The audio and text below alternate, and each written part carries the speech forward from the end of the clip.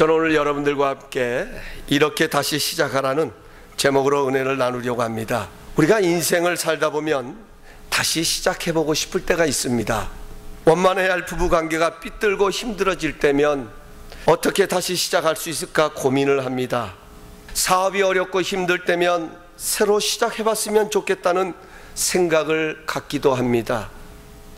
자녀들도 다시 한번 잘 양육하고 싶다는 생각이 들기도 합니다. 또 만약에 타임머신이 있다면 지금으로부터 20년 전으로 돌아가 다시 시작하고 싶다는 마음을 갖기도 합니다. 이처럼 우리에게는 다시 시작하고 싶을 때가 있습니다. 문제는 어떻게 다시 시작할 수 있느냐입니다. 하나님의 말씀인 성경은 하나님의 은혜로 다시 시작한 사람들의 모습을 기록하고 있습니다. 본문의 다윗도 그 중에 한 사람입니다. 사도행전 13장 22절에 보면 하나님께서는 다윗을 일컬어 저는 내 마음에 맞는 사람이라고 칭찬하시면서 그를 통해 하나님의 뜻을 다 이루시겠다고 말씀하셨습니다. 한마디로 다윗은 하나님께 인정받은 사람입니다. 뿐만 아니라 다윗도 하나님을 사랑했습니다. 시편 35편 9절에 보면 내 영혼이 여호와를 즐거워하며 그의 구원을 기뻐하리로다고 말하고 있습니다. 다윗은 하나님을 기뻐했던 사람입니다. 다윗은 하나님을 사랑했던 사람이고 즐거워했던 사람입니다. 자신을 구원해 주신 하나님의 은혜를 생각만 하면 기뻐서 어쩔 줄 몰라 했던 그런 사람이었습니다. 이런 다윗이 품어서는 안 될 죄를 범합니다. 자신의 권력을 이용해서 우리아의 아내 밧세바라는 여인을 자기의 것으로 취하게 됩니다. 그런데 이상합니다. 자신이 원하던 아름다운 여인을 가슴에 품었는데도 다윗의 마음에는 기쁨이 없는 것이었습니다. 자신이 누렸던 구원의 감격과 기쁨이 사라져가는 것이었습니다.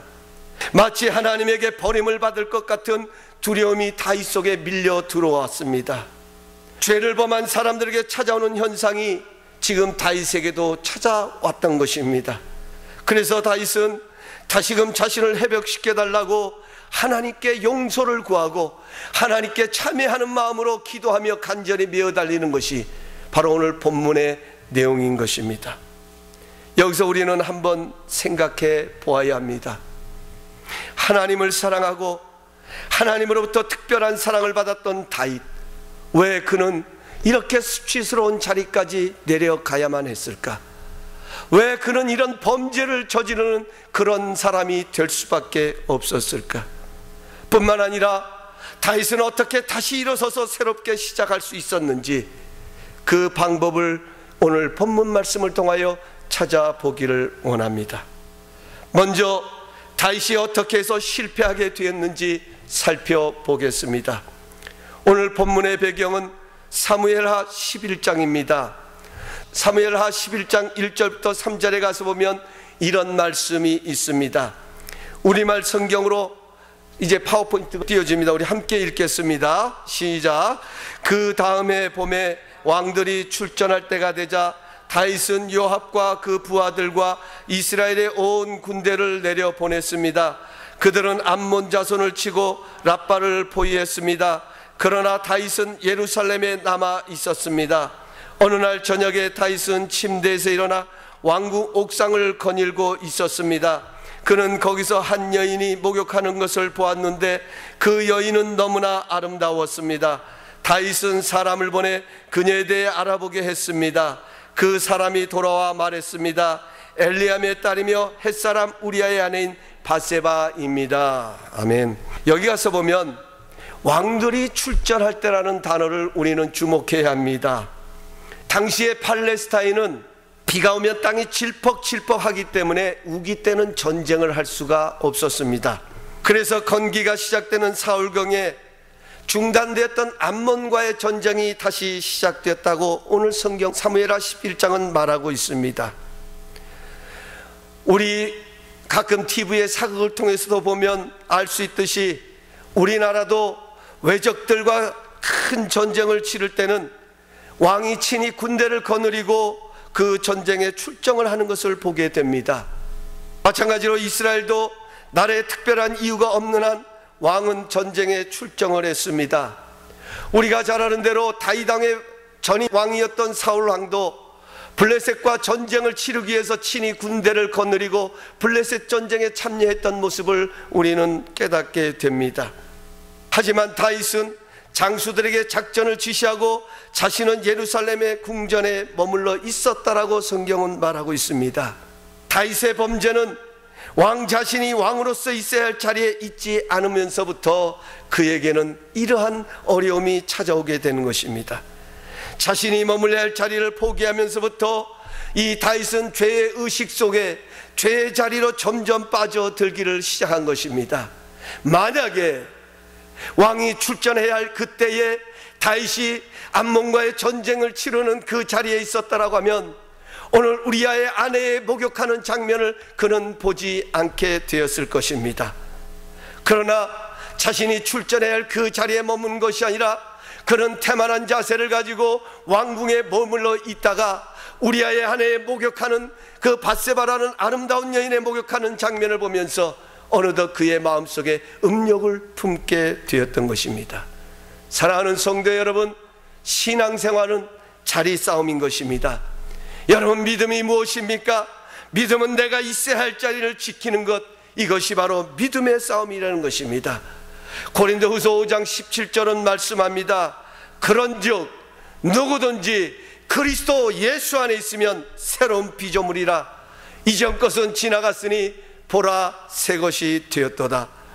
여러분, 무슨 말입니까? 여러분, 이 말씀이 왜 우리에게 그렇게 소중합니까?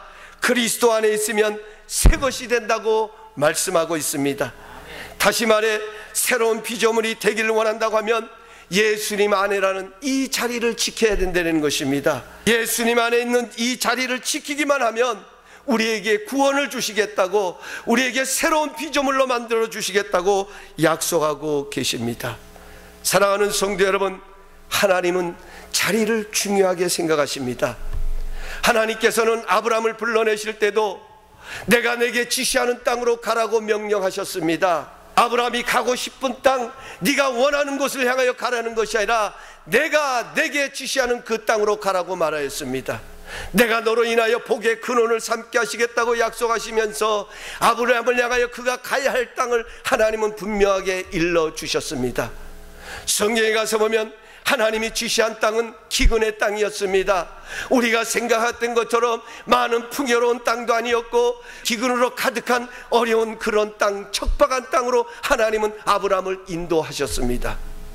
그러나 아브라함은 그 기근의 땅을 피하여서 애굽으로 점점 내려갑니다. 그는 거기서 수치를 당합니다. 사랑하는 아내를 갖다가 누이라고 속이면서 자신의 생명을 연명하기 위한 으로 말미암아 아내를 누이로 팔아넘기는 그러한 수치스러운 장면을 또 아브라함은 목격하게 됩니다.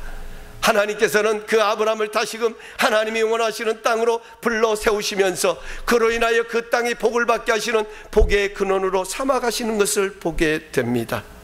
뿐만 아니라 열왕기상 17장에 가서 보면 하나님은 엘리야에게 요단 앞 그리 시냇가에 머물라라고 말씀합니다.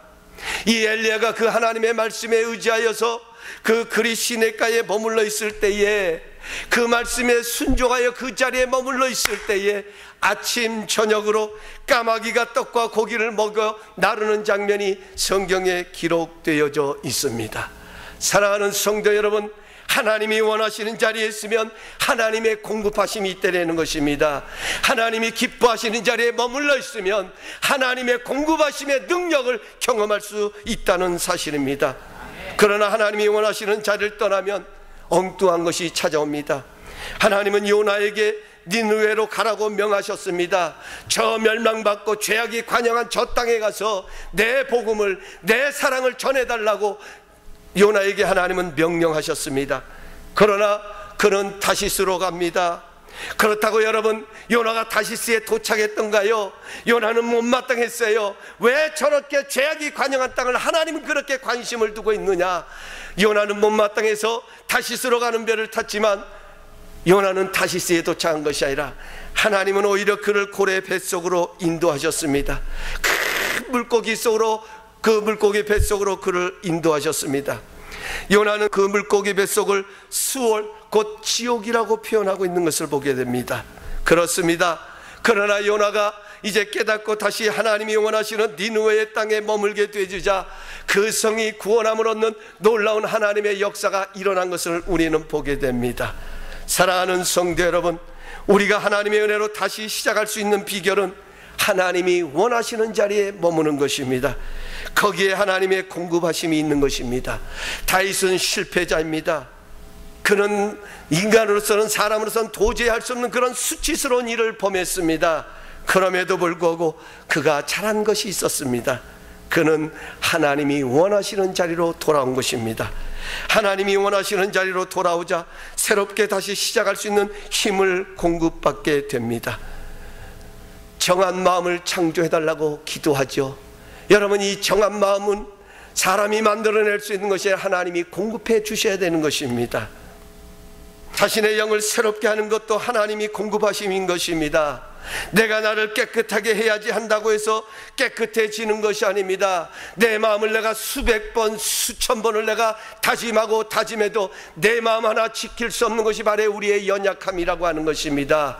내 마음을 지킬 수 있는 것도, 내 영을 새롭게 할 수 있는 것도 하나님께서 우리 안에 거하여 주시고, 하나님께서 우리에게 세임을 주시고, 하나님께서 우리에게 능력을 주실 때에 우리는 이러한 일을 이뤄갈 수 있는 것입니다.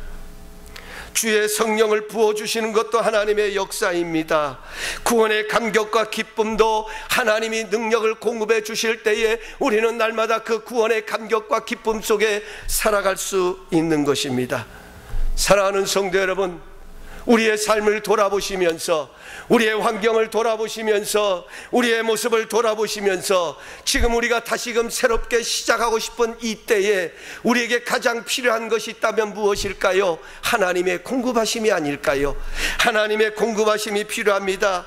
하나님의 공급하심을 받으면 우리는 얼마든지 다시 시작할 수 있습니다. 그러기 위해서는 하나님이 원하시는 자리에 우리는 머물러 있어야 하는 것입니다. 설령 내가 하나님이 원하시는 자리를 떠나 있다 할지라도 내가 다시금 새롭게 시작하기를 원한다고 하면, 내가 하나님의 능력을 다시 한번 공급받기를 원한다고 하면 우리는 그 자리를 떠나 하나님이 기뻐하는 자리에 머물 때에 바로 그 자리가 하나님의 공급하심을 경험할 수 있는 축복된 자리가 되어질 수 있다는 사실을 믿으시길 주님의 이름으로 축복합니다. 여러분, 오늘 이 예배의 자리에 나오신 여러분은 복 받으셨습니다. 왜? 오늘 이 자리는 하나님이 기뻐하시는 자리입니다. 하나님은 우리의 예배를 기뻐하십니다. 하나님을 사랑하는 마음을 가지고 모여 예배하는 이 자리, 하나님은 지금 이 자리에 이 말씀으로, 때로는 찬송으로, 기도로 하나님은 오늘도 우리에게 세임을 허락하여 주고 계시다는 것입니다. 성경들에 거하면 복이 된다고 말씀합니다. 하나님이 원하시는 자리가 있다는 것입니다. 하나님의 능력이 공급되는 자리가 있다고 하는 것입니다. 여러분, 다시 시작하고 싶을 때, 우리는 하나님이 원하시는 자리로 돌아올 때에 하나님의 능력을 힘입고 다시 시작할 수 있는 것입니다. 아무쪼록 여러분의 삶이 머물러 할 자리에 머무르심으로 하나님의 공급하심을 경험하시는 우리 모든 성도님들 되시길 주님의 이름으로 축복합니다. 두 번째로, 믿음을 선택해야 합니다. 믿음의 반대는 의심입니다. 우리가 새롭게 다시 시작하려는데 가장 큰 방해 요소가 있다면 의심입니다. 과연 이것이 될까? 말은 그럴싸한데 지금 처한 모습을 보면 과연 그렇게 될까? 마귀는 항상 우리에게 의심을 심어주어서 우리의 믿음을 빼앗아 가려고 합니다. 여러분, 의심은 항상 찾아옵니다. 믿음이 필요한 것에는 언제나 의심이 자리를 잡게 되어 있습니다. 그래서 우리는 의심을 하게 됩니다. 그러나 중요한 한 가지 사실은 그 의심 때문에 내가 기도하지 않는다고 하면 여러분 어떤 일이 일어나겠습니까? 내가 기도하지 않고 있으면 나는 의심을 선택하는 것입니다.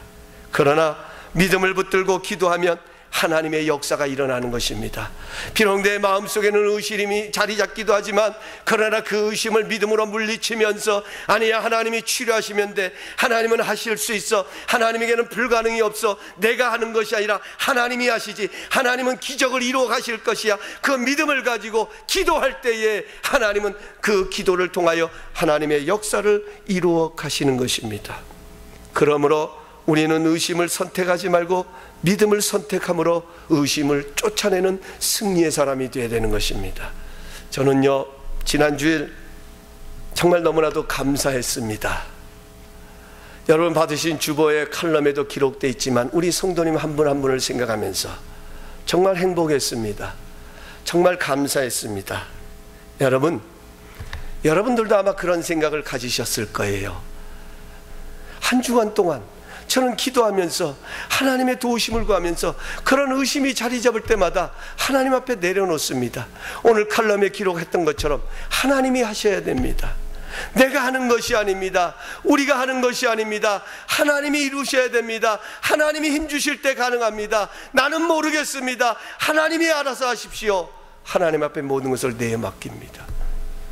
그러나 결과적으로 하나님께서는 생각지 못한 풍성한 은혜로 우리에게 이 놀라운 역사를 공급하여 주셨습니다.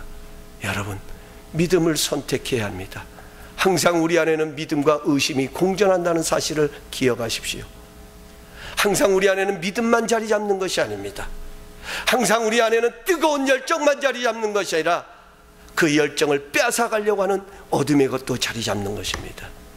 항상 우리 생각 속에는 할 수 있다, 되어진다는 긍정적인 생각만 우리 안에 자리 잡는 것이 아니라 나는 할 수 있다라는 생각을 갖는데 또 한편에서는 아니야, 너 환경을 보라고 할 수 없다라는 부정적인 생각이 또한 우리 안에 함께 공존할 때가 있습니다.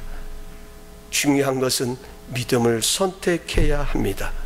예수님께서는 나의 의인은 믿음으로 말미암아 살리라고 말씀하셨습니다. 이성으로 사는 것이 아니라, 감정으로 사는 것이 아니라, 느낌으로 사는 것이 아니라, 내가 사랑하는, 나를 사랑하는 의인은 믿음으로 말미암아 산다라고 말씀하고 있습니다. 또 예수님께서 말씀하시기를 사람은 떡으로 살 것이 아니라 말씀으로 산다라고 말씀하십니다. 여러분, 이 말씀의 기초가 바로 믿음인 것입니다. 여러분, 우리는 주여 믿습니다, 믿습니다 합니다. 여러분, 도대체 무엇을 믿는 겁니까? 예수님을 믿습니다. 우리는 하나님을 믿습니다. 그 하나님의 무엇을 믿는다는 말입니까? 그렇습니다. 하나님의 말씀을 믿는 것입니다. 하나님은 눈에 보이지 않지만 그 말씀 가운데 계시기 때문에 그 하나님의 말씀을 우리는 붙잡고 나가는 것입니다. 그 말씀을 의지하며 나가는 것입니다. 그 말씀을 바라보며 나가는 것입니다. 그 말씀을 나의 마음에 되새기면서 하나님께서 그 말씀대로 이루실 것을 바라보며 그 약속을 붙잡고 나가는 것, 이것이 바로 믿음의 행진인 것입니다. 우리는 날마다 말씀을 가까이 함으로 믿음을 선택해야 합니다. 하나님의 말씀을 읽을 때도 믿음을 선택하여 읽어야 합니다. 기도를 해도 믿음을 선택해야 합니다. 말을 해도 믿음의 말을 선택하며 해야 하는 것입니다. 그러면 믿는 대로 되는 역사가 일어나는 것입니다. 이게 하나님의 능력인 것입니다. 이게 하나님의 기적인 것입니다. 이것이 하나님의 역사인 것입니다. 우리 다 같이 한번 따라 하십시다. 믿음은 선택이다. 선택이다. 사랑하는 성도 여러분, 믿음을 선택하십시오. 여러분들이 어떤 자리에 있든지, 혹이라도 여러분의 마음속에 의심이 자리 잡고 부정이 자리 잡고 때로는 어떤 절망이 자리 잡다 할지라도 여러분, 그러한 환경 속에서도 믿음을 선택하실 수 있는 우리 복된 성도님들 되시길 주님의 이름으로 축원합니다. 마지막 세 번째로 은혜의 끈을 붙들어야 합니다. 여러분, 오늘 우리가 이 말씀을 보면서도 깨닫게 되지만 이 땅의 모든 사람들에게는 하나님이 남겨두신 은혜의 끈이 있습니다. 사도 바울은 육체의 가시가 바로 은혜의 끈이었습니다. 바울은 육체의 가시 때문에 자고하지 않고 교만하지 아니하고 겸손하게 하나님을 섬길 수 있었다고 그는 고백합니다. 여러분, 우리에게도 하나님께로 더 가까이 이끄는 은혜의 끈이 있는 것입니다. 우리는 그 은혜의 끈 때문에 하나님 앞에 겸손하게 설 수 있는 것입니다. 다윗은 자신의 범죄함 때문에 자신의 실수 때문에, 자신의 수치 때문에 그는 지금 하나님 앞에 나와 자신의 마음을 찢으며 자신의 옷을 찢으며 하나님 앞에 참회하며 회개하듯이 우리 모두에게는 이러한 은혜의 끈이 있는 것입니다. 하나님께서는 기도의 자리를 떠나지 않도록 하시기 위해서 은혜의 끈을 남겨두십니다. 우리는 이 끈을 귀찮게 여기지 말고 오히려 더 붙들고 다시 시작해야 하는 것입니다. 그러면 반드시 하나님의 선하심을 경험하게 되는 것입니다. 말씀을 맺겠습니다. 지금 우리에게 필요한 것은 다시 일어서서 새롭게 시작하는 것입니다. 우리가 다시 시작하기 위해서는 세 가지가 필요합니다. 먼저 하나님이 원하시는 자리에 있어야 합니다. 그래야 하나님의 공급하심을 경험하게 됩니다. 둘째는 믿음을 선택해야 합니다. 우리를 다시 일어서게 하는 것은 우리의 이성도, 우리의 느낌도, 우리의 감정도 아닙니다. 우리의 믿음만이 우리를 살려낼 수 있고, 우리를 다시 일어서게 할 수 있고, 우리로 하여금 다시 시작하게 할 수 있는 것입니다. 셋째로 은혜의 끈을 붙들어야 합니다. 하나님은 우리에게 은혜의 끈을 남겨놓으셨습니다. 그것이 비록 힘들고 아픔이 따르는 가시와 같은 걸지라도 하나님께서는 그 아픔을 통해 우리를 하나님께로 더 가까이 이끄십니다.